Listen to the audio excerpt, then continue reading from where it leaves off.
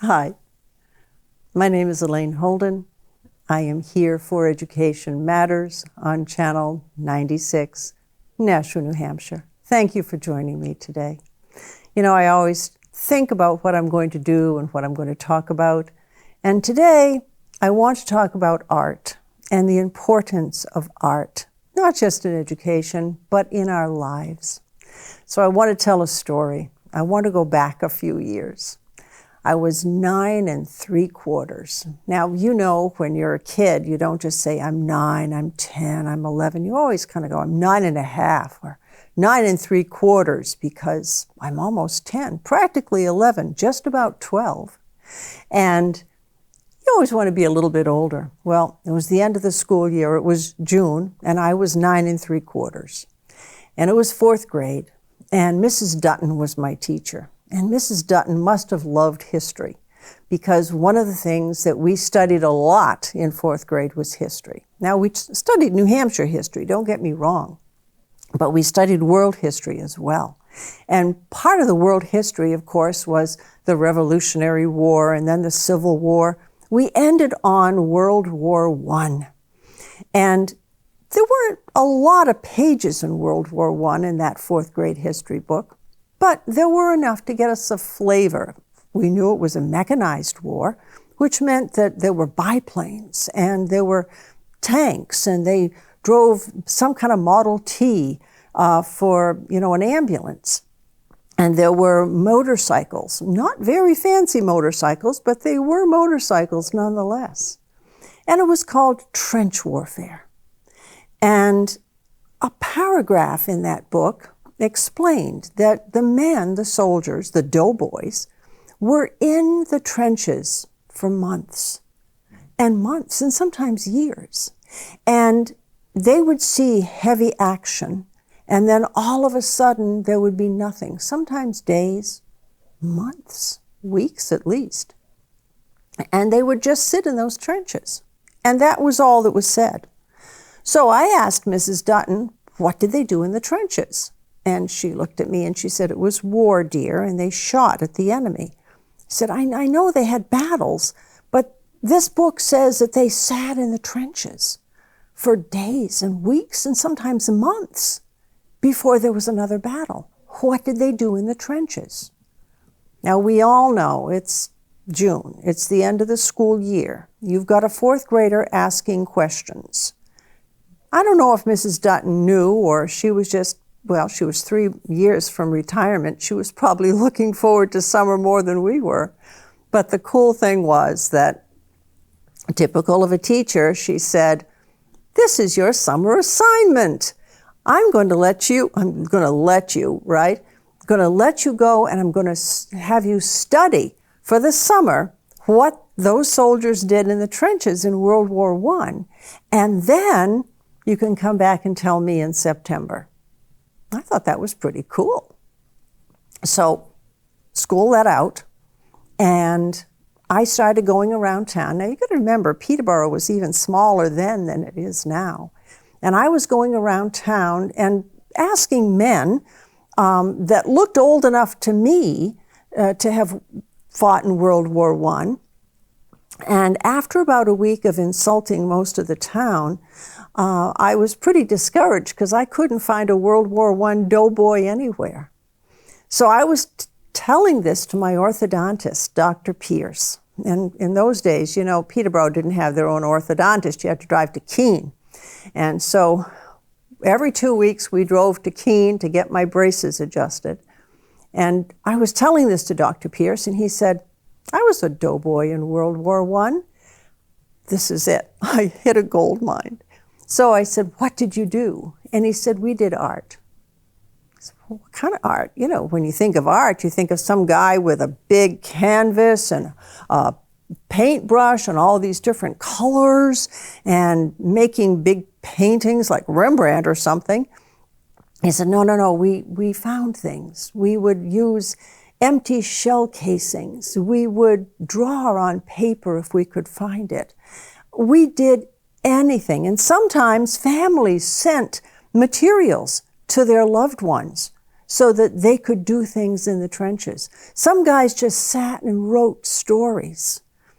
And if you've read Winnie the Pooh by A.A. Milne, you know that Winnie the Pooh and Christopher Robin and Kanga and Roo and all of those wonderful characters were dreamed up by a dad sitting in a trench in the midst of war, writing letters home to his son and giving his son as much attention and stories as he possibly could from that distance away from the 100-acre wood.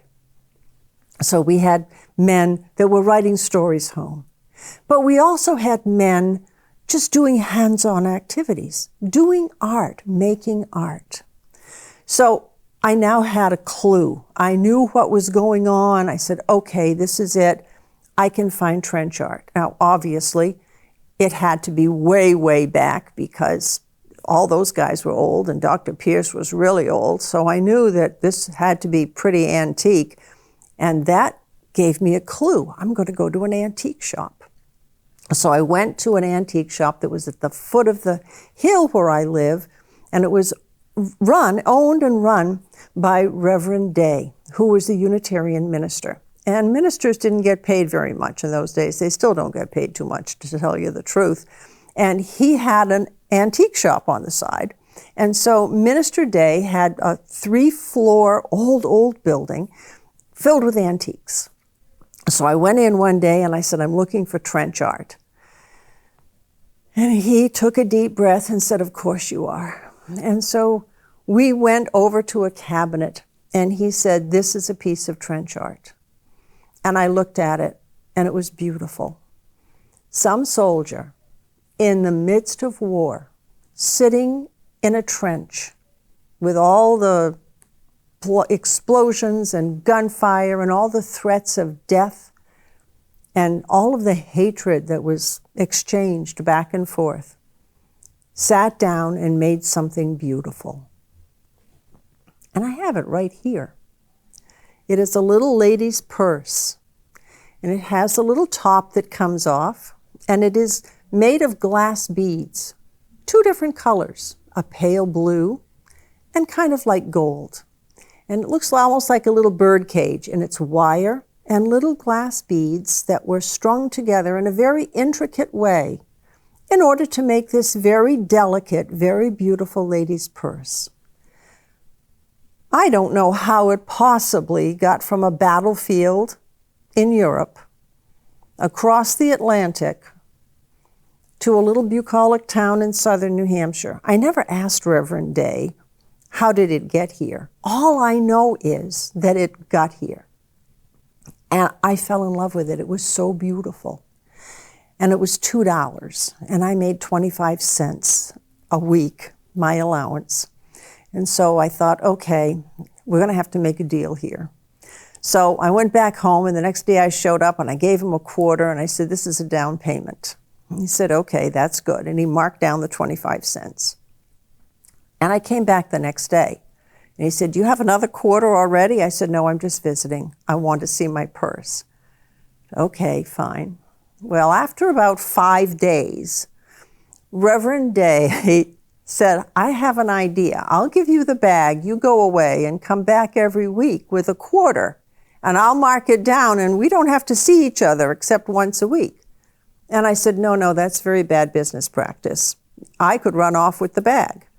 And he said, I could run off with your quarter. I said, you wouldn't do that. You're a minister. He said, well, you got me there. So he said, I take it you're going to come back every single day. I said, yep, I'm visiting my purse. And he took a deep breath and he said, if you're going to come back every day, you're going to learn something. I was all right with that. So for the next 8 weeks, all summer long, I had the best summer ever. I would go in early in the morning to the antique shop, and Reverend Day would show me an antique and start teaching me something about it. I learned that those beautiful plates with the flowers painted on them, those painted flowers were done by women who wanted to do art so badly, who wanted to paint, but it wasn't fashionable. It wasn't something that women were allowed to do. And the only way that they had an artistic outlet was to paint china. And so that's what many women did. I learned that men who were not very wealthy, that wanted to show that they were sort of steady and reliable, would carve beautiful spoons for their intended girlfriend or their intended fiancé. And each symbol on that spoon, whether it was a heart or a leaf or whatever the symbols were, had meaning. And so those spoons were never designed to be used. They were designed to be hung up on the wall so that the woman could show how much the man thought of her by having spent so much time carving those beautiful pieces of wood into lovely spoons. I learned a lot about how art happened, how people were able to express themselves and make something beautiful in the face of many times poverty, in the face of discrimination because they were women. I learned about the Black men who were called the roadside painters, and they made beautiful, beautiful paintings. And they were in Florida, by the way. A large number of them were in Florida, and some were in Georgia. And they painted in oils, and they painted on wood. Some of them were lucky enough to get canvas. And the paintings were all of different beautiful scenes in Florida. And these men would sit by the roadside and they would sell their paintings. And when folks from the north came down in the wintertime to spend a vacation in the heat of Florida in the middle of winter, they would stop by these paintings and they would purchase one or two. These are now highly collectible. We have examples of them in the Smithsonian and many other museums. But these Black men were never allowed to have their paintings hung in real places. They could only show their paintings by the side of the road. But they had talent, and they had the urge to paint and to make something beautiful. No matter how hard their lives were, they found a way to make beauty. And I learned about that. I learned about the roadside painters. I learned about the women who painted the dishes. I learned so much from Reverend Day. It was the best summer ever, as I said. And I really eventually got my little purse, my little glass purse that I have kept all these years. And just imagine, this is over 100 years old, and it's beautiful. It's made of glass and wire, and it's lasted all this time. And it's an example of one man, a soldier, in the middle of war, in the middle of all that fright and horror, creating something beautiful. And that's what art is. It is us putting ourselves into something and making something beautiful. And that's important. And if we don't have something like that, think of how empty our lives would be. I don't know what happened to this soldier. He's obviously long dead, and I'll never know who he is. But at one point in time, he made something beautiful that still lasts. It's a tribute to him. It's a tribute to all those soldiers. Now, trench art is something that is highly collectible now, and people collect it just to collect it. I want us to think about what those soldiers put into that, to make that beautiful thing, whatever it was, in the middle of what they were going through, and what a wonderful outlet it was. A.A. Milne making his stories up for his son.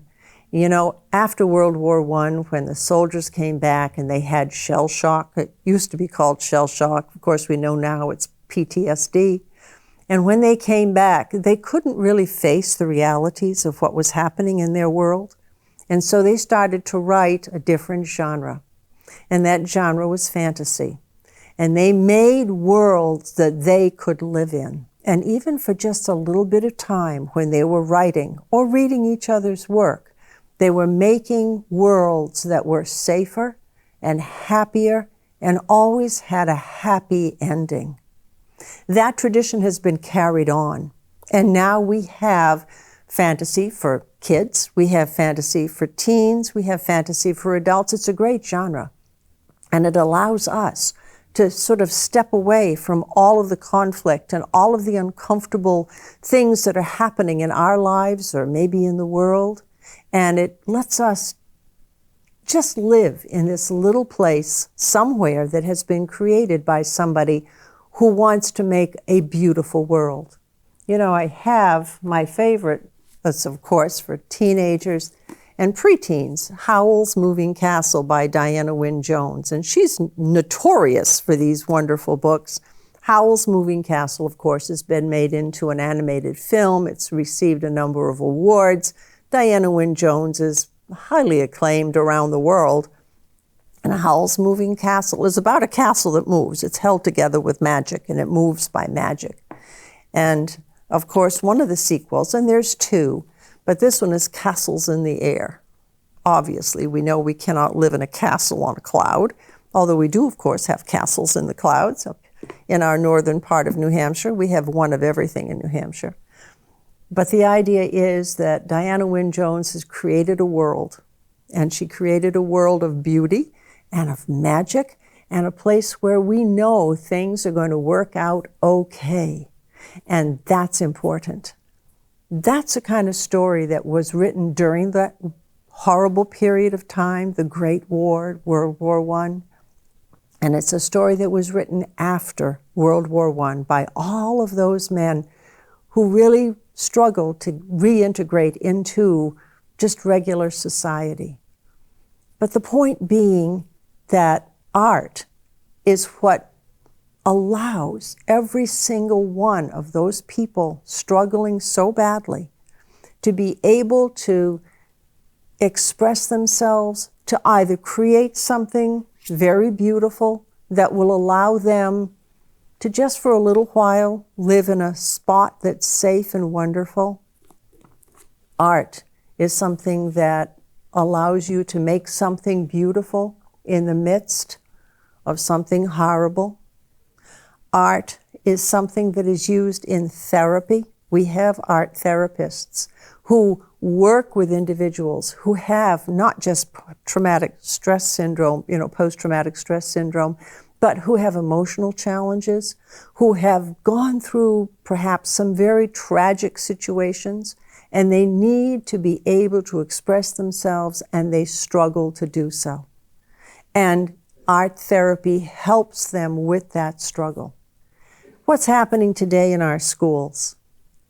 Many times all we see are kids sitting at computers and making pictures on computers or doing graphics on computers. And somehow or other, because of the perfection of graphics, that type of art is considered better than what somebody would do with a pencil and paper. My first question is it? Is it better? Is it something where we're looking for perfection? Where we're looking for a computer to create perfection?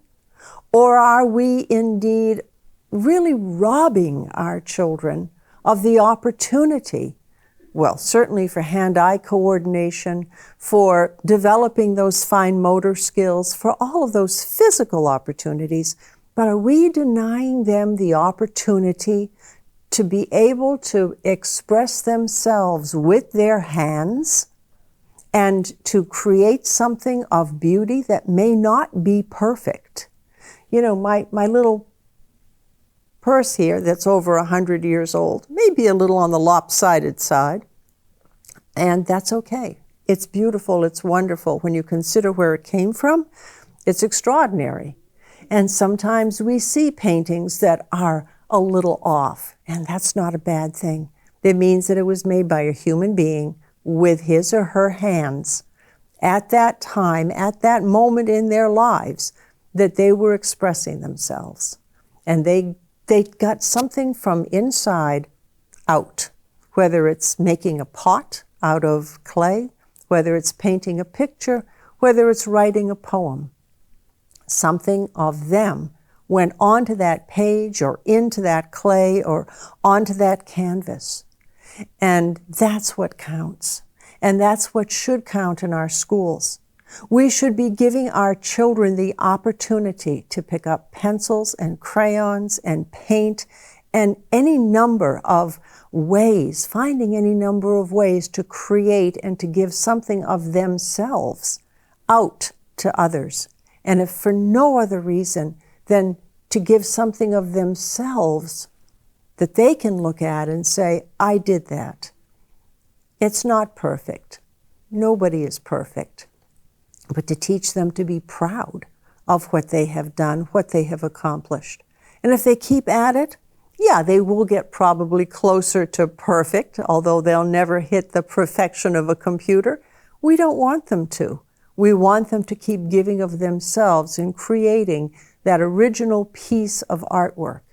And this is my concern. When we have put so much money and emphasis into creating with a computer and eliminating the opportunity to pick up a pencil or a crayon or a paintbrush and put something of ourselves onto a medium such as paper or canvas, this is an issue.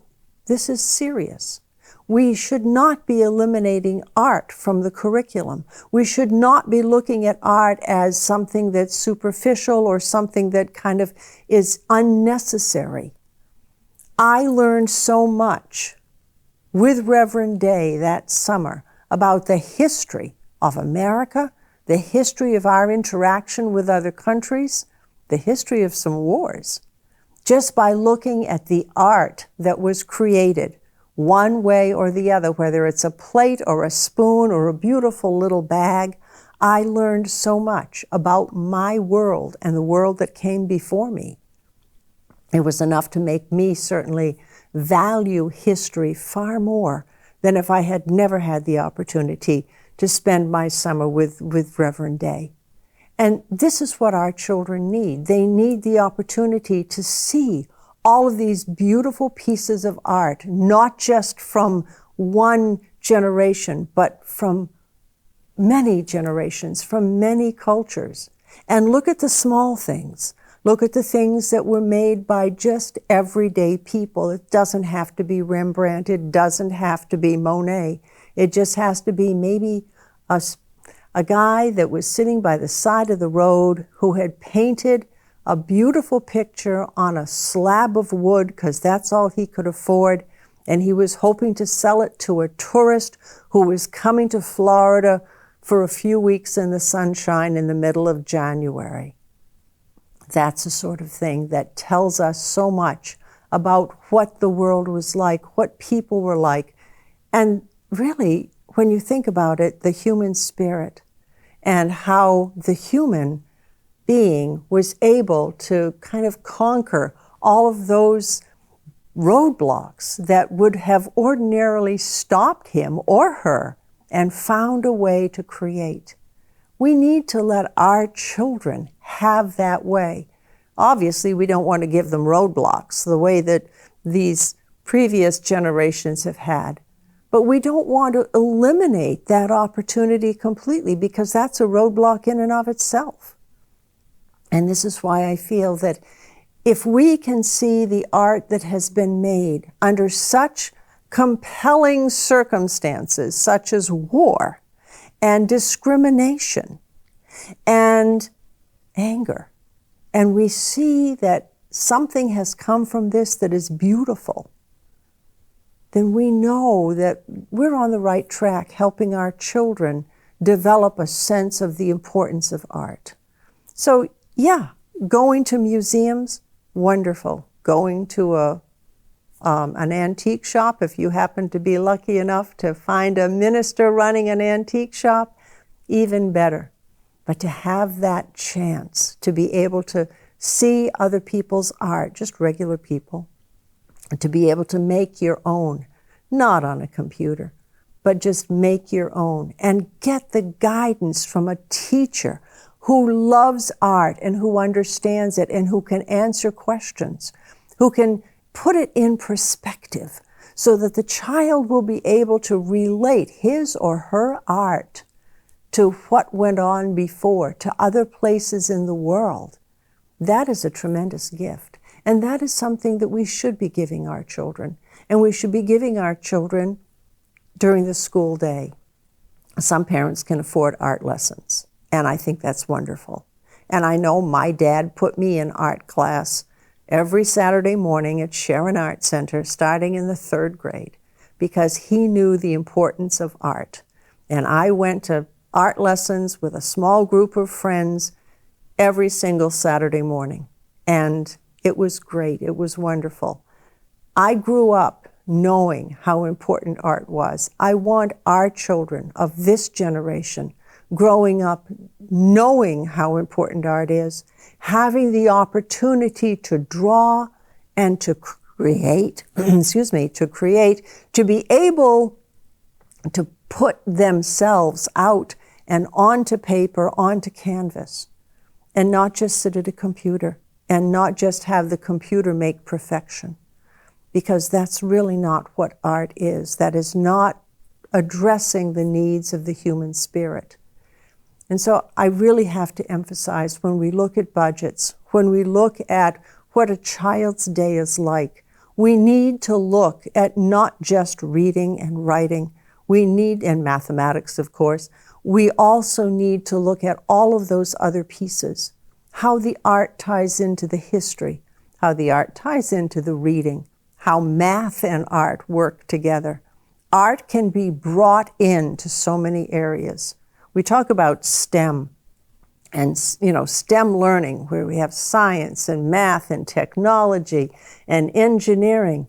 Well, we can also have STEAM, where we bring in art as a component to that science and education and mathematics and technology. Bring in the art. Have the children incorporate art into their daily lives, into their daily learning. This is a very important area. We need to be vigilant, because so many times people are trying to cut art out of the curriculum or trying to direct art into something easy, such as doing it on a computer. We have to be very, very careful about this. I want to close that circle.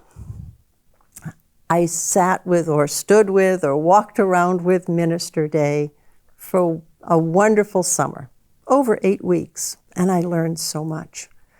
He was a wonderful teacher. I'm sure I drove him crazy.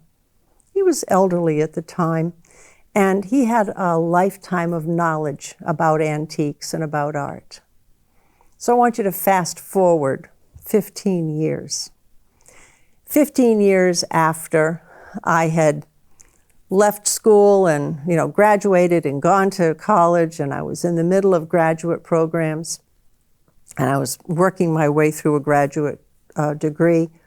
I took a job as a permanent sub for a 2nd grade. And in that 2nd grade was a little girl, just turned 8. And she was Reverend Day's granddaughter. And I taught her to read. The circle closed. How much better could that be? And I'm still friends with her. She's grown up. She's a grandma now. And she's a lovely, wonderful person. But I got to give back to her the way her grandfather gave to me. That circle closed. And that made it very important for me. So thank you for joining me today.